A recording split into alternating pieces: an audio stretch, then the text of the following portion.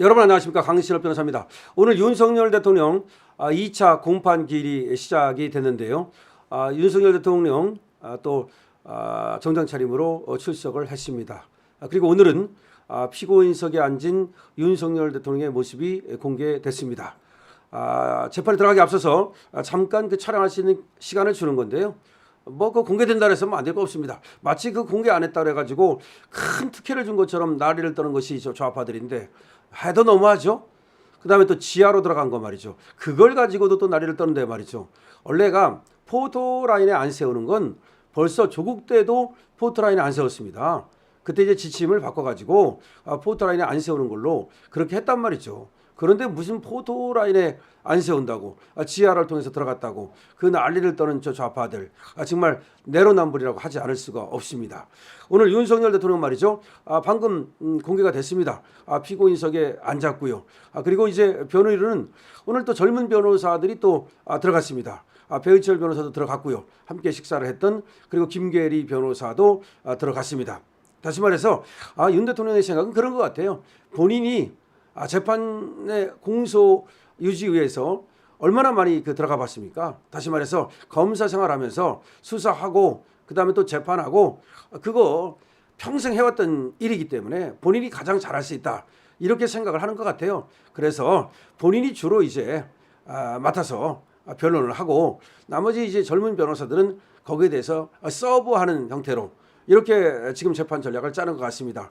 좋은 전략이에요. 본인이 제일 잘 알잖아요. 더군다나 이게 계엄이기 때문에 다른 변호사들이 계엄을 설명한다 하더라도 당시의 상황이라든가 이런 것들을 참 이해하고 속속들이 그렇게 이걸 갖다 이해하기는 쉽지가 않아요.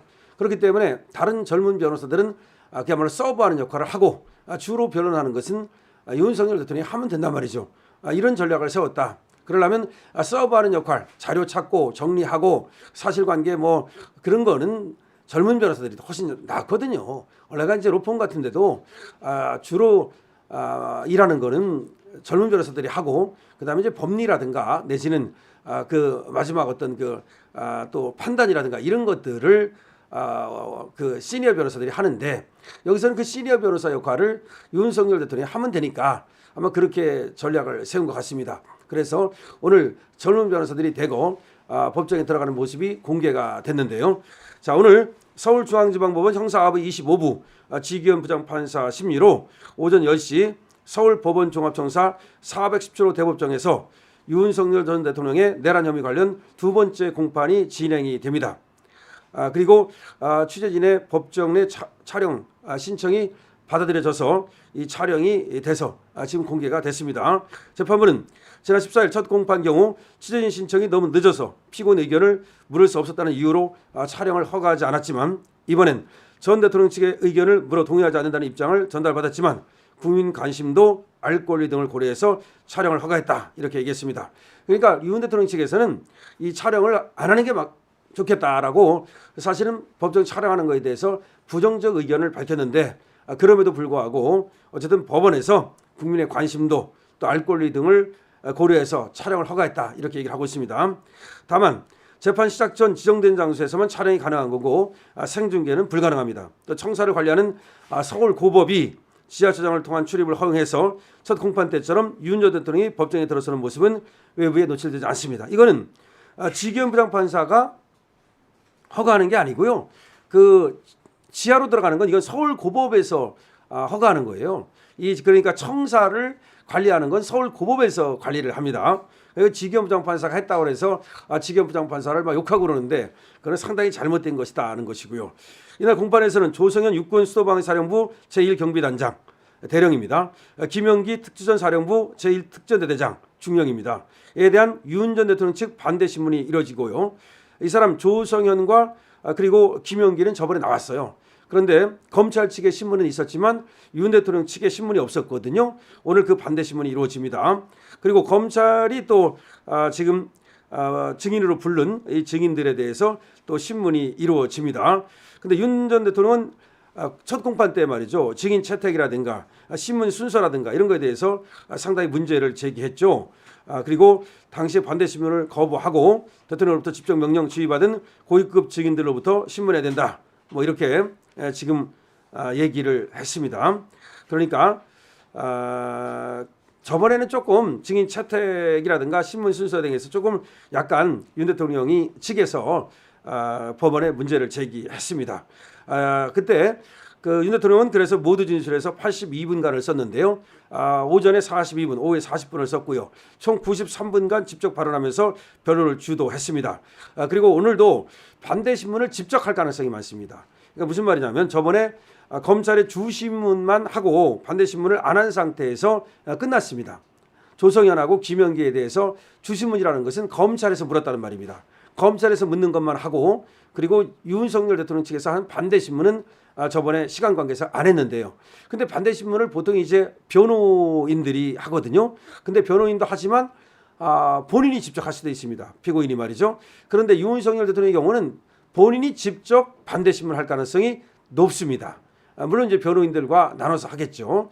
그러니까 결국 재판 전략을 보면 윤 대통령은 본인이 아무래도 수사 전문가고 그리고 또 이 공소 유지를 하기 위해서 재판에 많이 들어와서 신문을 또 해봤기 때문에 그 부분에 있어서는 자기가 최고 전문가다. 뿐만 아니라 계엄이 이게 내란인가 이거 관련해서 지금 재판을 하는 거 아닙니까? 그렇기 때문에 결과적으로 말이죠. 그 지금 나와서 증인으로 나온 사람들 이런 사람들에 대해서도 아마 윤석열 대통령이 가장 잘하는 그런 어떤 관계 아닙니까? 사실관계라든가. 그러니까 가장 윤 대통령이 신문을 해야만 아주 그 전체 실제 관계를 밝히는데 도움이 된다고 볼 수 있죠. 그래서 윤석열 대통령은 아마 본인이 직접 이렇게 반대 신문을 할 가능성이 높다 이렇게 이제 보면 되고요. 오늘 저번에는 이제 93분 정도 윤석열 대통령이 발언을 했다라는 것이 나왔는데 오늘은 그럼 얼마의 발언을 하게 될지 지켜봐야 되는데요. 저번에는 이제 모두 신문을 했기 때문에 오전에 40분, 오후에 40분 쭉 이제 얘기를 했던 거고 그다음에 반대 신문은 이제 그걸 시간으로 이렇게 얘기하기는 어려워요. 반대 신문을 어느 정도 주도적으로 하느냐의 문제지 저번처럼 이제 모두 신문을 하는 건 아니기 때문에 윤석열 대통령이 쭉 혼자 이어서 그런 발언을 하지 않습니다. 그래서 반대 신문 하는 가운데서 윤 대통령이 이제 아마 치열한 공방이 벌어질지도 모르겠습니다. 지금 저 아까 얘기했던 조성현이라든가 김용기 이런 사람들은 저 검찰 측의 입장을 얘기하는 사람들이야. 그러니까 우리 측에서 본다면 적대적인 증인들이죠. 그러니까 적대적인 증인들하고 아무래도 신문을 하는 과정에서는 공방이 오갈 수밖에 없습니다. 그런 경우에 윤 대통령이 이제 어느 정도 저들을 이제 그 거짓말이라든가 내지는 사실관계와 다른 얘기를 할 때 그것을 이제 알아낼 수 있을 것인가, 밝혀낼 수 있을 것인가. 그것은 또 증인신문의 기술과도 관계가 있거든요. 근데 이제 문제는 여기서 윤 대통령이 또 전직 대통령이고 지금 피고인으로 재판을 받고 있기 때문에 지나치게 뭐 이렇게 압박하는 모습을 보인다든가 또 이제 어떤 역정을 내고 그러면 또 그것이 지금 뭐 상당히 또 부정적으로 또 보도가 될 가능성이 있기 때문에 아마 그 부분만 윤 대통령께서 충분하게 정말 제어를 해서 그래서 저들의 얘기를 하나하나 말이죠. 사실관계를 조목조목 따져 들어가는 아마 그렇게 할 것으로 생각이 됩니다. 그렇게 하면 반대 신문을 통해서 얼마든지 이제 검찰에서 지금 주장하는 것들, 검찰에서 그 추사한 것들 이런 것들이 사실과 다르거나 또는 왜곡됐거나 과장됐거나 이런 것들을 알아낼 수 있을 것이라고 생각이 되고요. 더군다나 지금 내란죄 아닙니까? 내란죄라고 하는 것은 그 구성 요건에 해당하는 게 있어요. 그것이 뭐냐면은 결국 한 지방의 평온을 해할 정도로 그렇게 소요 사태를 일으켜야 되거든요. 즉 폭동을 일으켜야 되는데 지금 폭동에 해당하는 것이 무엇입니까? 뭐 국회를 봉쇄했다, 내지는 무슨 뭐 의원을 끌어내라 했다, 뭐 정치인을 체포하라 했다, 뭐 그런 말인데 그거는 설사 그것이 사실이라 하더라도 그것은 폭동 정도가 안 돼요. 그리고 한 지방의 평온을 해야 할 정도의 소유가 안 돼요. 그렇기 때문에 그거 가지고 내란은 되지 않습니다. 물론 저들이 얘기하는 거 그 하나하나도 밝혀가지고서 그런 것도 없었다는 걸 밝혀야겠지만 지금 내란에 대해서는 자신감을 가지고 전혀 근거 없는 얘기를 하는 것이다. 그다음에 또 오염된 어떤 진술을 하고 있다. 그리고 또 왜곡된 진술을 하고 있다. 이거를 밝혀내는 것이 중요한 오늘 포인트라고 생각을 합니다. 자, 윤석열 대통령 지금 법정에서의 모습 공개됐습니다. 그리고 이거는 이제 법정에서 재판을 시작하기 전에 잠시 공개된 그런 장소에서 일정한 장소에서 거기서 이제 촬영한 것이고요. 윤 대통령의 모습 공개됐습니다. 법정에 앉아 있는 모습 말이죠. 그리고 오늘 이제 증인심은 이루어집니다. 앞으로 계속해서 윤 대통령 관련 재판 관련 계속해서 동영상으로 또 전해드리겠습니다. 강시엽 TV입니다.